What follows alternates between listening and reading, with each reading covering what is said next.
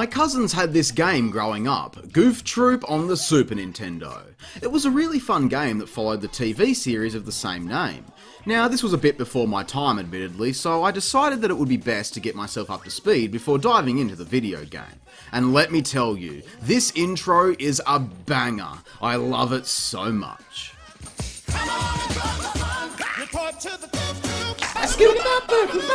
Yeah. The first episode sets up the show quite well, with Goofy and his son Max moving back to Goof's hometown of Spoonerville next door to Pete and his family, with PJ and Max getting into a whole bunch of shenanigans in episodes to come.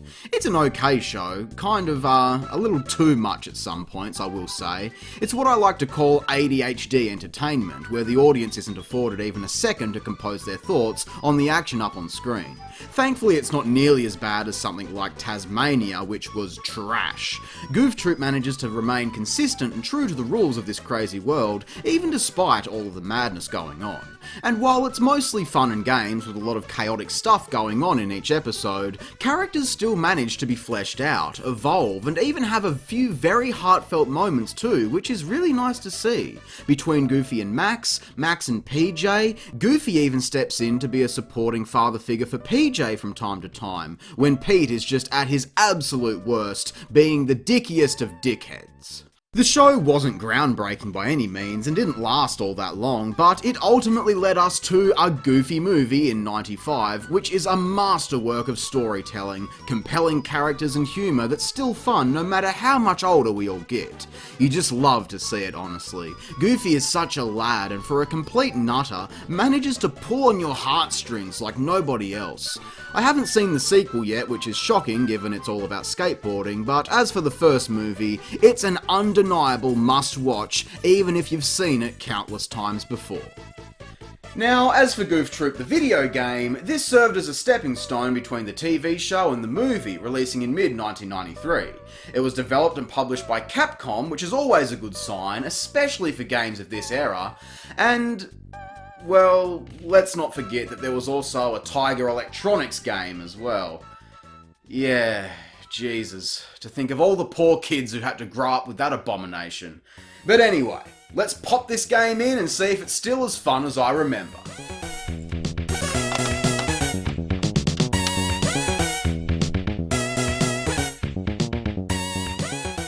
While out on a fishing trip, Pete and PJ are captured by pirates and taken away to a hidden island for the first level. Now you might be thinking, pirates? Really? That's a bit generic, but it's actually quite on brand for the show. Some of the best episodes revolve around Pete and his boat, especially when the kids are out looking for sunken pirate treasures, so already, this is taking shape like an actual episode of the show, which I'm really happy about. Now, while you can play through this single player, speaking from experience, it is so much more fun with a friend. So, I might have to call my roommate in here real quick. Hey babe, could you come here?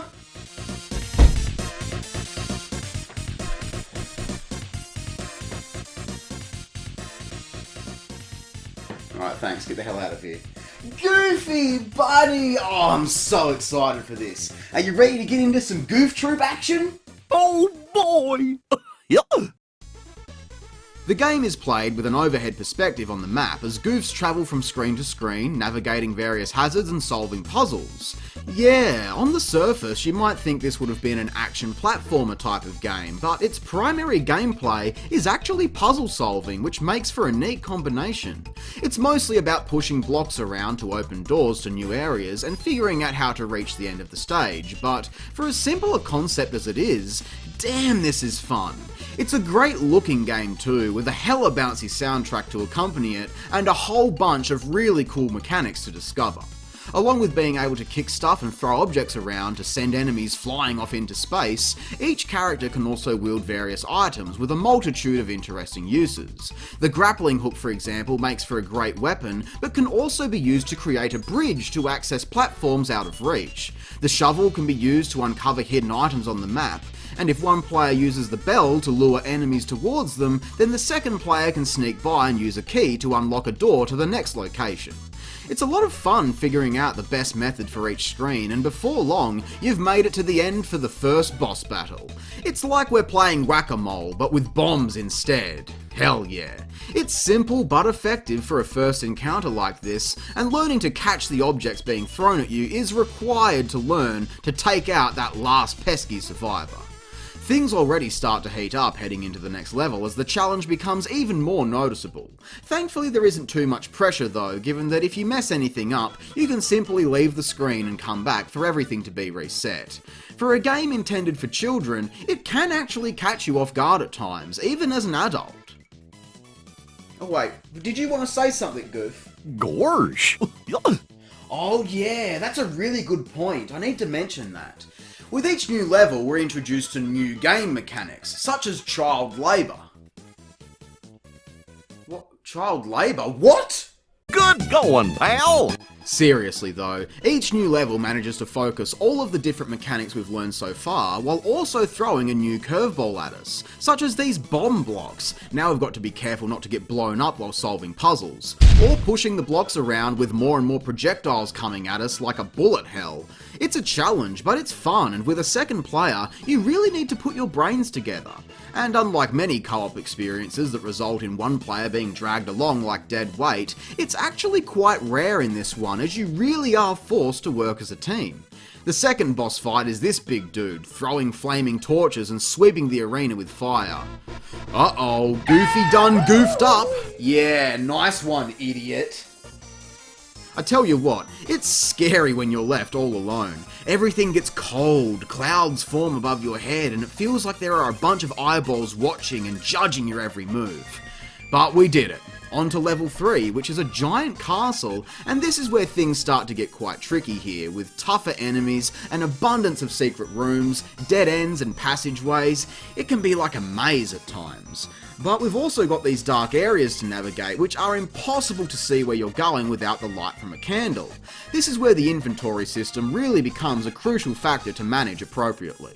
When you play by yourself, you've got 2 item slots to switch between, but in cooperative mode, each player can only hold 1 item at a time. This is where someone really needs to take the front line with weapons and other important stuff for progression, while the other player does support, carrying the candle or distracting guards in your path. There isn't any differences playing as either character aside from their walking speeds. Max is slightly faster unless he's carrying an object, while Goof stays at a slower but consistent pace. It's also important to balance your health consumption too, as you don't want either character to get too far ahead or behind on additional lives, or you'll end up all on your own. Thankfully you can hold 2 items again, but it's still a lot more challenging by yourself. Holy shit though, the digging on this level is pure overkill. I mean, you don't have to do this, but it's kind of necessary for the health items it gives you, and god it takes a long time. That is probably the only instance I can recall where the pacing takes an absolute nosedive. Generally speaking, everything else is at such a consistent quality here, with the challenge on a natural incline without any major roadblocks, which is quite rare to see, I must say. You always seem to have difficulty spikes in games, even in this modern era, but especially back when this game was released in the early 90s. So it's a breath of fresh air to just be able to casually meander through while still feeling challenged by what you're playing. It's an incredible game. The same goes for the boss fights. This time we're fighting the blue and red skeletons, and let's just appreciate the awesome fight music for a moment.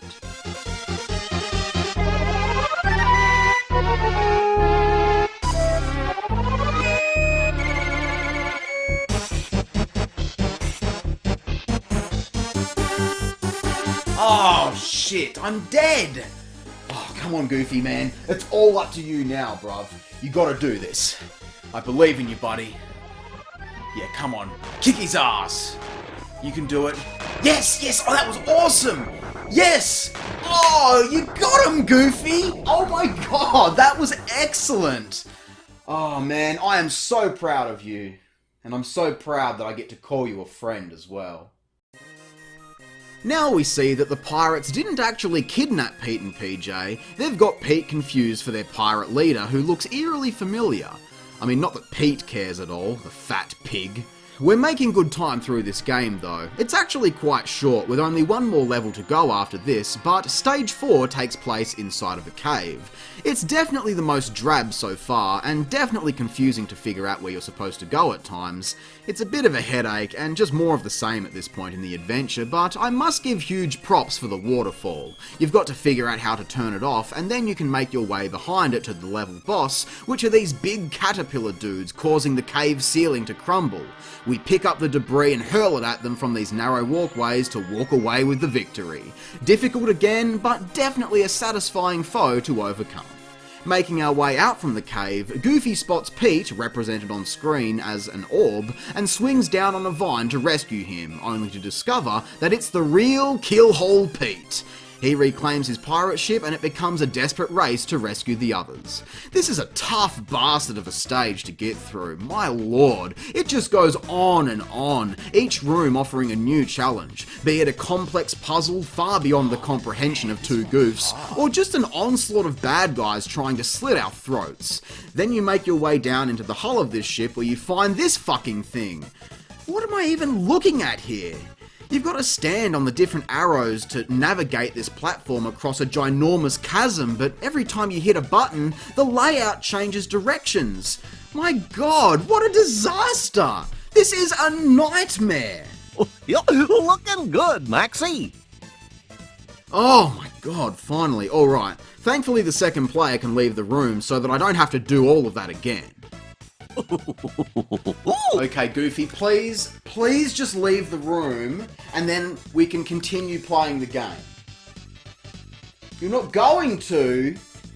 Wow, what a dick. You're really going to make me suffer through this again? Yep. You're a bastard, I hate you.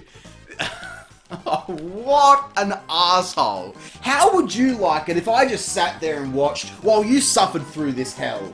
Ugh, why did they make it like this? There's nothing else like this in the entire game. Why is this one platform such a headache? Oh my god.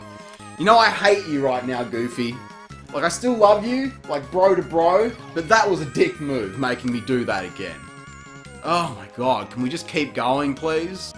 For such a short game, this level takes so long to get through, it makes up a good 30% of actual playtime, but finally when you make it face to face with Keelhole Pete, he spins out like the Tasmanian devil and showers you with bombs. This is quite a challenging ending, but still quite satisfactory, and an overall solid end to one of the most fun games I've played in years.